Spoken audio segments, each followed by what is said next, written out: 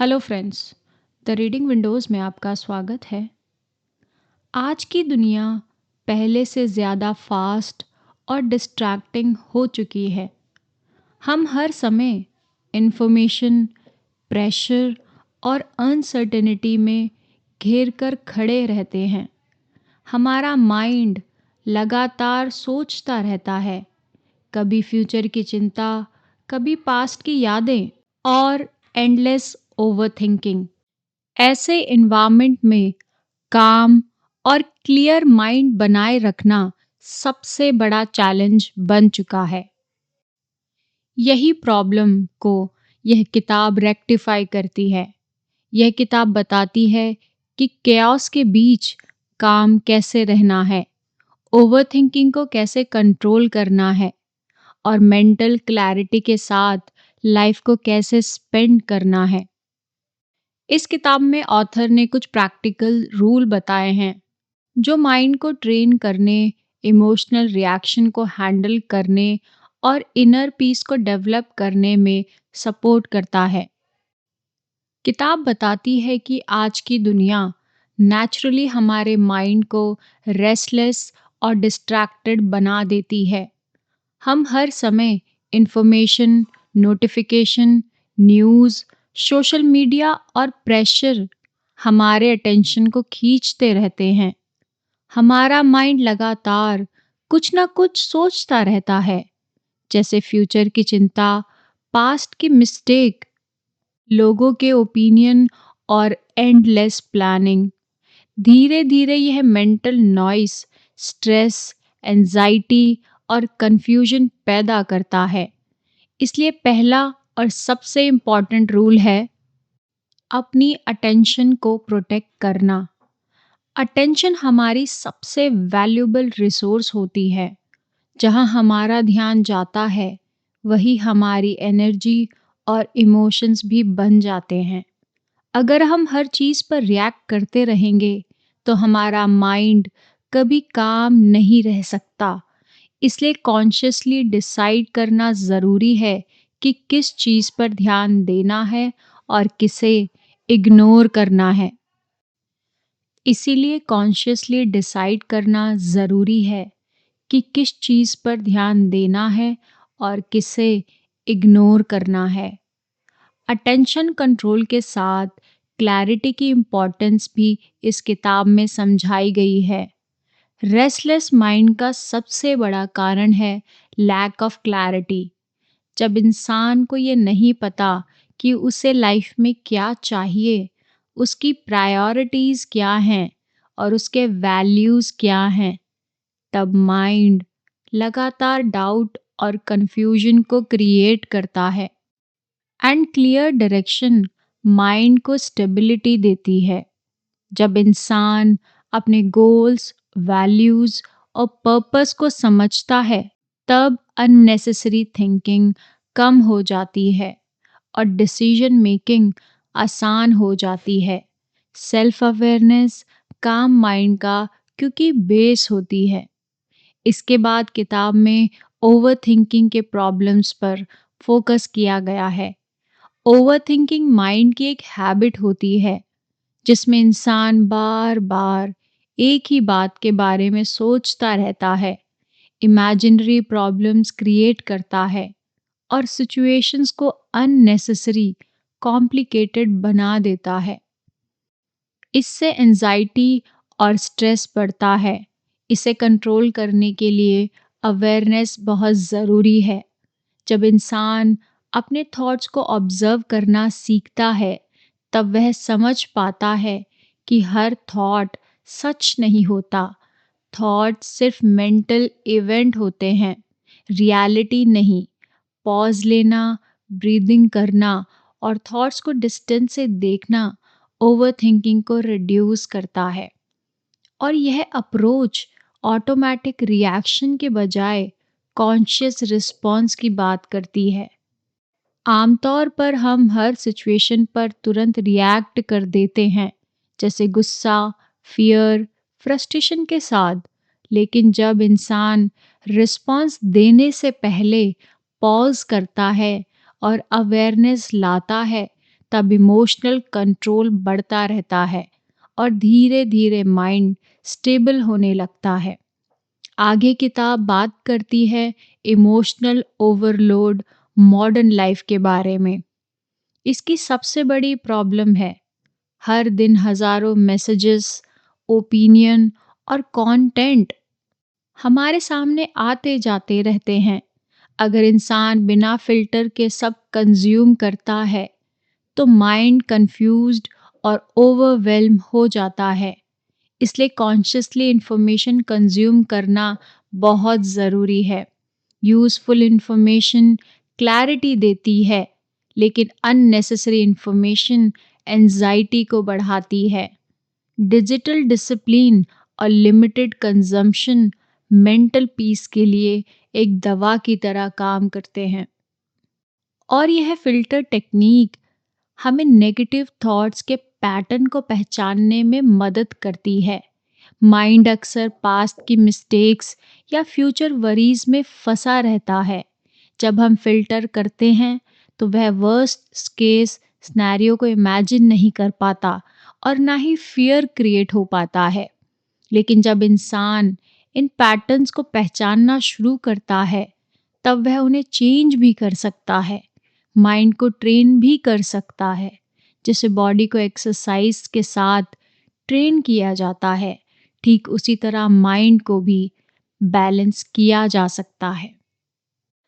आगे किताब emotional balance को माइंड काम की तरह कैसे यूज़ करना है, उसको एक एसेंशियल पार्ट की तरह प्रेजेंट करती है। लाइफ में चैलेंजेस, प्रॉब्लम्स, अनसर्टेनिटी हमेशा रहेंगी। हम बाहरी सिचुएशन को पूरी तरह कंट्रोल नहीं कर सकते, लेकिन अपने रिएक्शंस को कंट्रोल ज़रूर कर सकते हैं। जब इंसान इमोशनल अवेयरनेस डेवलप करता है तब वह सिचुएशन को कामली हैंडल कर सकता है। एक्सेप्टेंस इमोशनल स्टेबिलिटी का बेस होता है। माइंड और बॉडी का कनेक्शन भी बहुत स्ट्रांग होता है। फिजिकल हेल्थ मेंटल हेल्थ को डायरेक्टली अफेक्ट करती है। Proper sleep, healthy routine, breathing practice और फिजिकल एक्टिविटी माइंड को काम रखते हैं।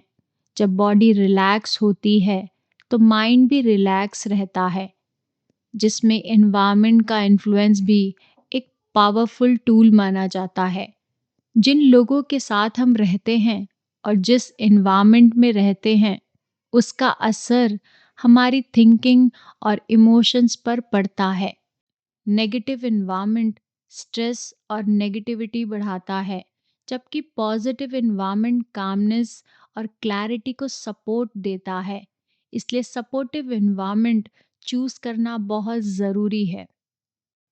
आगे कंपैरिजन और एक्सटर्नल वैलिडेशन को मेंटल डिस्टरबेंस का मेजर रीज़न माना गया है। जब इंसान लगातार दूसरों से अपनी लाइफ को कंपेयर करता है तो डिससैटिस्फैक्शन और इनसिक्योरिटी बढ़ती है। लेकिन जब वह अपनी जर्नी पर फोकस करता है तब पीस मेंटेन रहती है। सेल्फ एक्सेप्टेंस इनर कामनेस को बढ़ाता है और यह अप्रोच लॉन्ग टर्म थिंकिंग को भी स्ट्रेस रिडक्शन का पावरफुल टूल बना देती है। जब इंसान हर छोटी प्रॉब्लम को परमानेंट प्रॉब्लम मान लेता है तो एंजाइटी बढ़ती है। लेकिन जब वह लॉन्ग टर्म पर्सपेक्टिव से सिचुएशन को देखता है तो क्लैरिटी और पेशेंस डेवलप होता है और हर प्रॉब्लम टेम्परेरी होती है। यह अंडरस्टैंडिंग माइंड को काम रखती है। आगे कम्युनिकेशन और डेली बिहेवियर भी मेंटल पीस को अफेक्ट करते हैं। अननेसेसरी आर्ग्यूमेंट्स, इमोशनल रिएक्शंस और नेगेटिव इंटरेक्शन स्ट्रेस को बढ़ाते हैं। लेकिन काम कम्युनिकेशन, पेशेंस और अंडरस्टैंडिंग रिलेशनशिप को बेटर बनाते हैं और मेंटल स्टेबिलिटी मेंटेन रखते हैं। यह टीचिंग सिंप्लिसिटी की इम्पोर्टेंस भी बताती है। मॉडर्न लाइफ अननेसेसरी कॉम्प्लिकेटेड हो चुकी है। बहुत ज़्यादा चॉइसेस, एक्सपेक्टेशंस और रिस्पॉन्सिबिलिटीज़ माइंड को ओवरलोड कर रही है। सिंपल लाइफस्टाइल क्लैरिटी और पीस को बढ़ाती है। जब इंसान एसेंशियल चीज़ों पर फोकस करता है, तो माइंड लाइट और काम हो जाता है। आगे किताब ग्रैटिट्यूड और एक्सेप्टेंस मेंटल कामनेस के पावरफुल टूल में से एक माने गए हैं। जब इंसान प्रेजेंट मोमेंट को एक्सेप्ट करता है और जो उसकी अपनी एप्रिसिएशन है उस पर फोकस करता है, तब स्ट्रेस कम हो जाता है। रेजिस्टेंस सफोकेशन को बढ़ाता है और जबकि एक्सेप्टेंस पीस लाता है। नेक्स्ट रूल में किताब डिसिप्लिन और consistency long term mental stability के लिए ज़रूरी बताए गए हैं। काम माइंड एक दिन में डेवलप नहीं होता, वह डेली प्रैक्टिस से बनता है। अवेयरनेस प्रैक्टिस, कॉन्शियस थिंकिंग और हेल्दी हैबिट से डेवलप होता है। धीरे धीरे माइंड स्टेबल और बैलेंस बनता है। ओवरऑल मैसेज यही है कि काम माइंड नेचुरली नहीं मिलता, बल्कि कॉन्शियसली खुद से क्रिएट करना पड़ता है। जब इंसान अपने अटेंशन को प्रोटेक्ट करता है, थॉट्स को ऑब्जर्व करता है और सही इंफॉर्मेशन को कंज्यूम करता है, इमोशनल बैलेंस को डेवलप करता है और डिसिप्लिन के साथ लाइफ को जीता है, तब क्योस के बीच भी इनर पीस पॉसिबल हो पाती है। दुनिया हमेशा फास्ट और अनप्रिडिक्टेड रहेगी, लेकिन ट्रेन माइंड हमेशा स्टेबल रहेगा। जब अवेयरनेस स्ट्रांग होती है, तब एक्सटर्नल नॉइस का असर कम हो जाता है। धीरे धीरे इंसान क्लैरिटी और इनर बैलेंस के साथ लाइफ जीने लगता है और यही काम माइंड की रियल पावर है। क्योस के बीच भी स्टेबिलिटी बनाए रखना, प्रेशर के बीच भी क्लियर रहना और अनसर्टेनिटी के बीच भी पीस को एक्सपीरियंस करना।